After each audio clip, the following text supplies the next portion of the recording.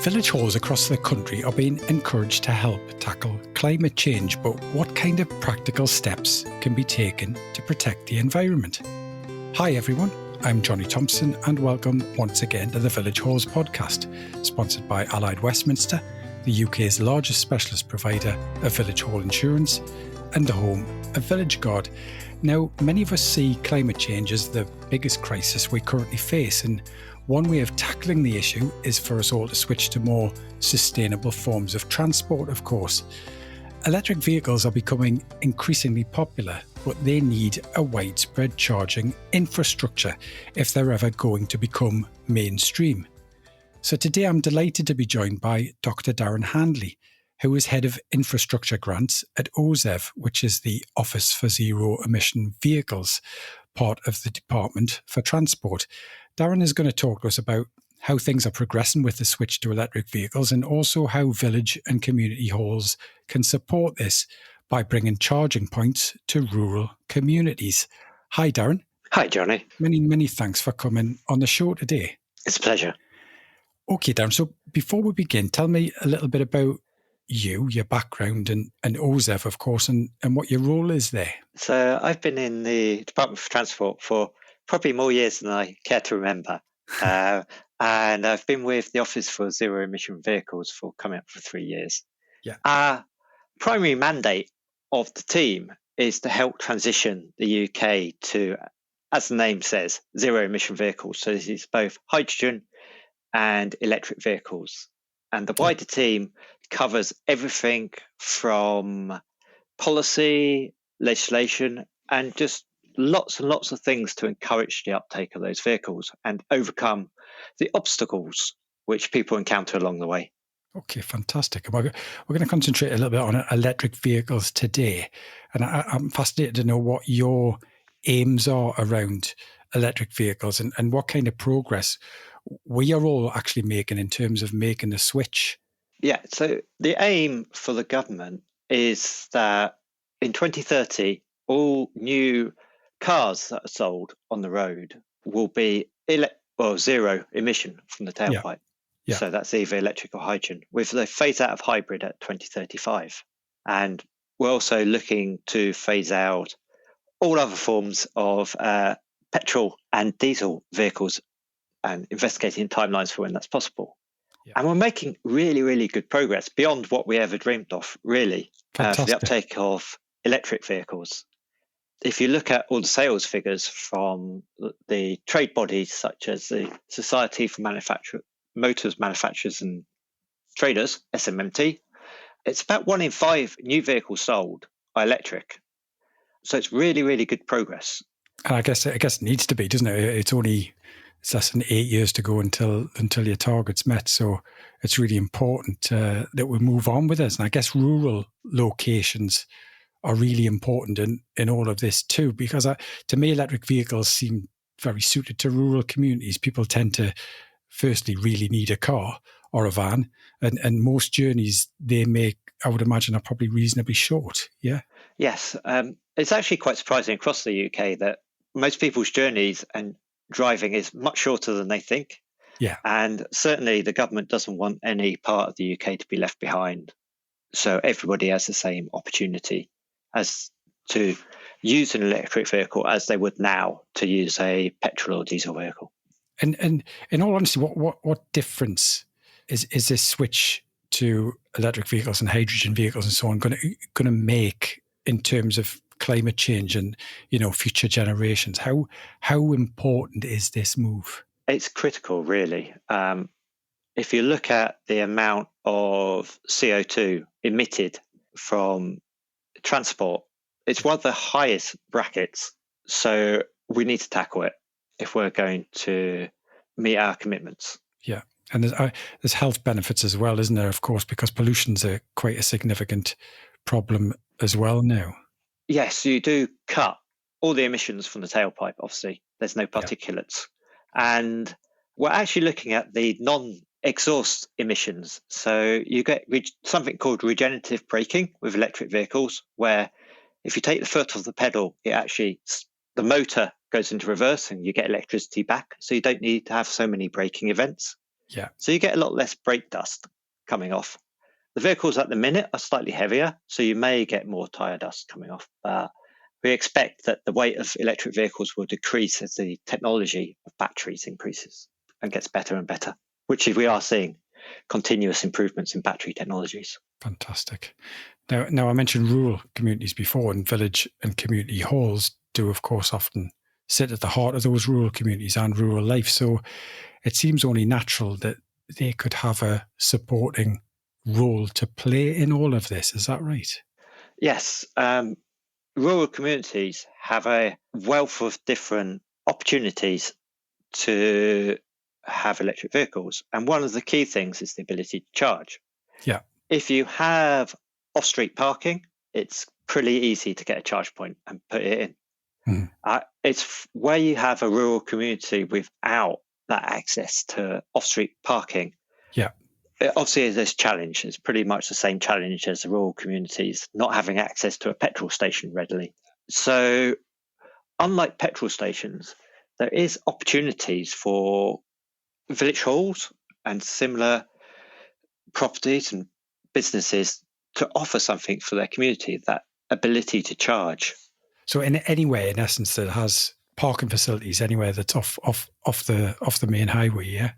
Yes, essentially. And the infrastructure needed is a lot less than the petrol station. So it should ideally be an interesting proposition for any business with off-street parking about whether they want to attract custom or support their local community by putting in a publicly accessible charge point. Yeah, and just remind me, these are these things that look rather like a box sometimes, or a pole, aren't they? And there's a bit of lighting on them usually to make them look all modern and blue and things. and you literally just park up and plug your vehicle into that, and then it will start to charge your electric vehicle, right? Yes, they come in all sorts of shapes and sizes. So you get ones attached to a wall. You get ones which look like a bollard. You even get ones which pop up from the ground. Mm-hmm. And to start them, it can be as simple as just plugging them in, or you may need to just arrange how you're going to pay for it. So start a session and then tap your payment card somewhere along the line so the payment goes through. So tell me, Dan, what kind of support is currently available to village halls when it comes to them providing charging points in their car parks and so on? How does this grant scheme that you head up actually work? So the government is trying to incentivise businesses to provide charge points, and one aspect is village halls and charities and places in rural communities with off-street parking. So we have grants available which are up to 75% of the cost, of capped at £350 per charge point socket. Yeah. For businesses and village halls to install. So Right. this would go quite a way to helping with the installation of the charge point. And then there's also capital allowances which are available, at least until the end of this financial year, which means that the tax, they could be offset against their tax as well. So effectively, it can be free for village halls to put in that infrastructure. Yeah, if you get your accounting right. Yeah, brilliant. Exactly. And it's an important point you've made about this is per charge point. This is not per car park as such. So you could have multiple charge points in each parking area, yeah? Yeah, so charge points can charge one vehicle, mm-hmm. two vehicles, sometimes even three. So we pay the grant by the ability to charge the vehicle. So if it has two effectively leads which can work at the same time, you'll get up to £700 off the cost of the installation. Right. And I understand there's also a variety of models that village halls can follow. For example, they don't necessarily have to run and operate the charging points themselves. They could just simply provide the space for others to operate them. Is that right? Yeah, there's lots of different business models. This is one of the reasons why we got the grant, to help those business models develop. Yeah. And the options are that the village hall may choose to operate the charge point themselves. They may have a concession for somebody else to run the charge point, or the charge point and the parking spaces. Lots of different models for how they may finance and operate that charge point. Yeah. Now, I'm interested to know your thoughts on what I'm sure is an age-old problem that village halls and definitely other businesses with parking spaces have, and that's that overstaying in car parks. And I guess what will inevitably come a kind of hogging of the charging points. Yes. I can imagine that's something that's difficult to manage at times. It is, but I think all businesses with parking spaces will have had experience of this. So they may have existing practices, and certainly at the industry as a whole is looking at how to manage people overstaying their welcome. Yeah. So I think one important consideration is how long are you happy for people to park in your bays? So if they're coming full a day because you're putting on an event, are you happy for them to just sit there?